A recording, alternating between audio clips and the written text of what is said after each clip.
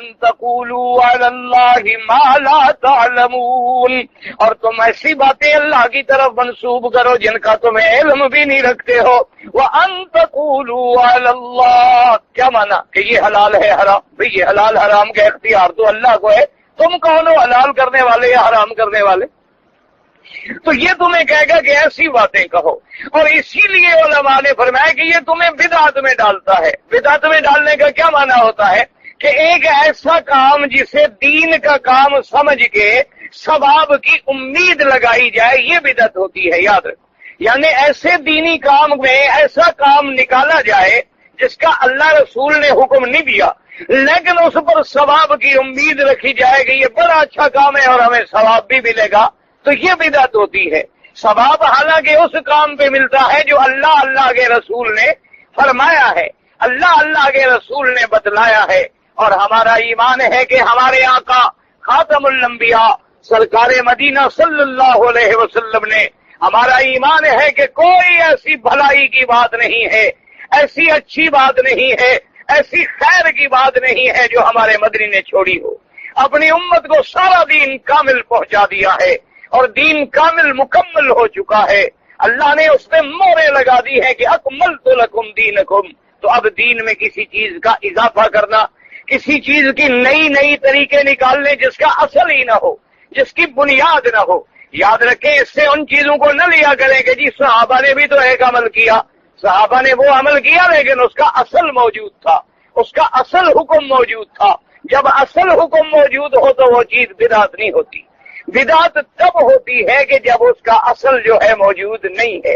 مثال کے طور پر اب ہم کہتے ہیں کہ جی آذان سے پہلے صلاۃ و سلام پڑھنا یا بعد میں صلاۃ و سلام پڑھنا یہ بدعت ہے۔ اچھا کوئی کہتا ہے کہ جناب دیکھو تراویح بھی تو حضور نے 20 نہیں پڑھی ہے، تراویح جو ہے وہ بھی تو آپ نے 20 نہیں پڑھی ہے، لیکن ہم سب 20 پڑھتے ہیں۔ تو حضرت عمر رضی اللہ تعالیٰ عنہ نے کہا کہ 20 رکعتیں پڑھو اور ایک قاری کے پیچھے پڑھو۔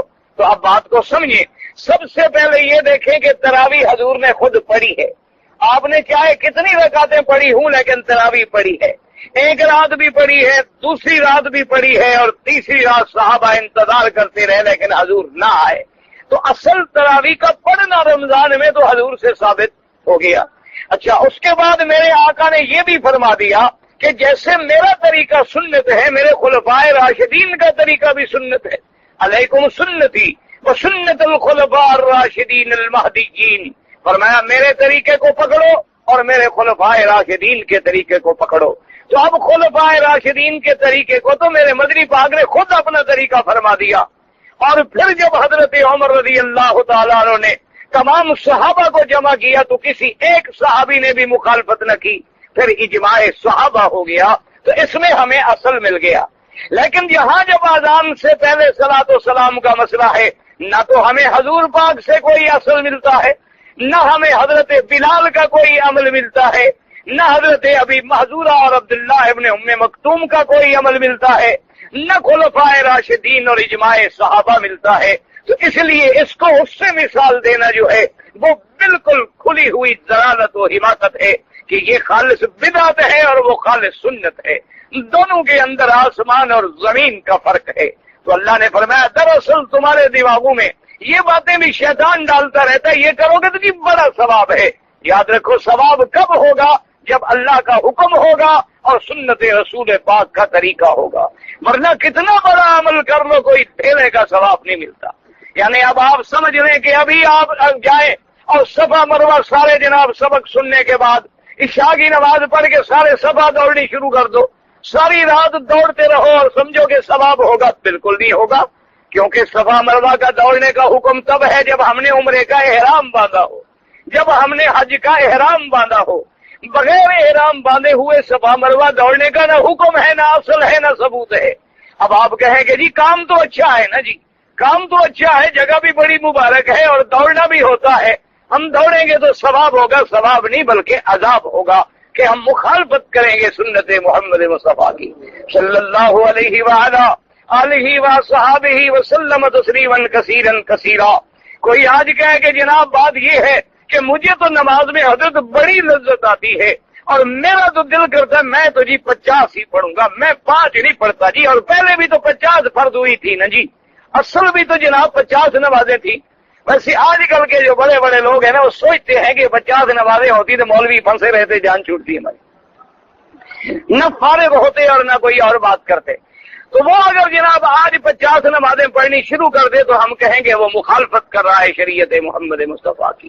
کہ جب اللہ تبارک و تعالیٰ نے حضور پاک کی درخواست پر ان کی امت کو معافی دے دی اور 50 کی 5 بنا دی, اور ساتھ یہ وعدہ بھی فرما دیا کہ تیری امت پڑھے گی 5 لیکن لکھوں گا میں 50, تو اس لیے اللہ تبارک و تعالیٰ نے فرمایا من جاء بالحسنۃ فلہ عشر امثالھا, کہ جو بندہ نیکی کرے گا میں 1 کی 10 نیکیوں کا وعدہ کرتا ہوں. تو جب وہ 5 نمازیں پڑھے گا تو میں 50 لکھ دوں گا, پڑھیں گے 5 اور ملیں گی 50 اللہ تبارک و تعالیٰ سے. اس لیے اللہ نے فرمایا کہ شیطان کے پھندے میں نہ آنا, یہ تو ایسی ایسی باتیں تمہیں سکھلائے گا.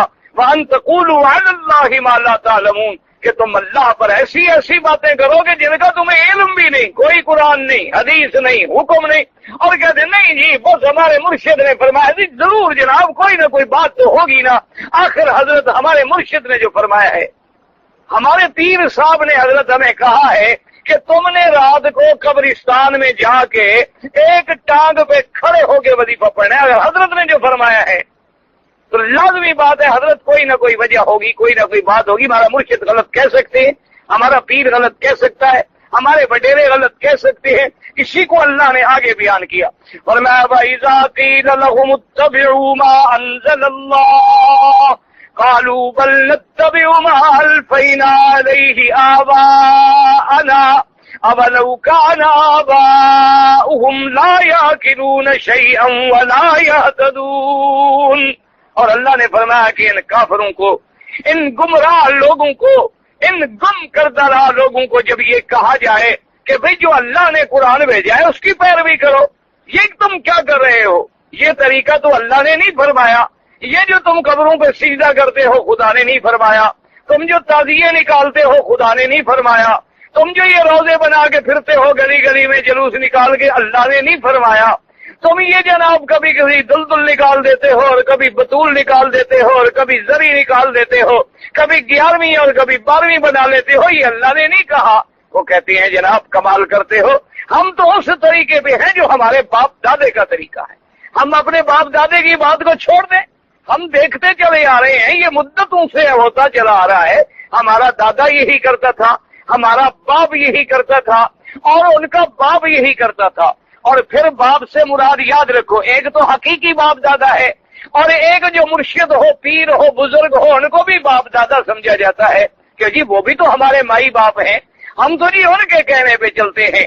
اللہ تبارک و تعالی نے فرمایا وَلَوْ كَانَ آبَاؤُهُمْ لَا يَعْقِلُونَ شَيْئًا وَلَا يَهْتَدُونَ. اللہ نے فرمایا میرے مدنی یہ کیسی باتیں کرتی ہیں, نہ ان کے پاس کوئی اللہ کی طرف سے دلیل ہے, نہ ان کے پاس کوئی عقل کی دلیل ہے, نہ ان کے پاس کوئی کتاب کی دلیل ہے, صرف یہ کہنا کہ ہم اپنے باپ دادے کے طریقے پہ چل رہی ہیں. اگر ان کے باپ دادا نہ عقل والے ہوں نہ ہدایت والے ہوں تو پھر بھی یہ ان کے